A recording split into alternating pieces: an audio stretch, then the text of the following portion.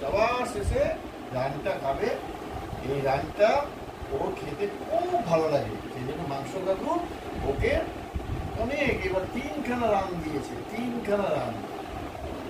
আমি বলেছি যে হ্যাঁ রান দাও, হ্যাঁ এই দেখো দেখো খাচ্ছে, দেখো দেখো রান পরে খাবে, এটা আগে শেষ করবে, অন্যগুলো অন্য মাংসগুলো পরে খাবে, রান রান লাস্টে খাবে,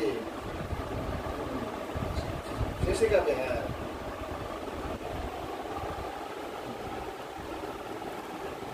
আগে ওই মাংসগুলো খেয়ে নাও, পরে হাঁটিটা দিও, রানটা দিও।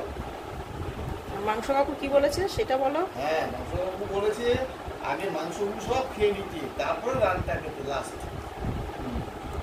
মাংসগুলো ভালো ভালো মাংস দেয়, হ্যাঁ ভালো ভালো মাংস দেয়, আর বলছে রান দেবে। তিলকে রোজ এইভাবে গল্প বলে বলে খাওয়াতে হয়, 2 বেলা গল্প শুনবে তারপরে খাবে, যে কি অভ্যাস হয়েছে ওর। আর খাবে এই প্লাস্টিকের বাটিতে, স্টিলের বাটিতে দিলে খাবে না, এটাতেই খাবে ও।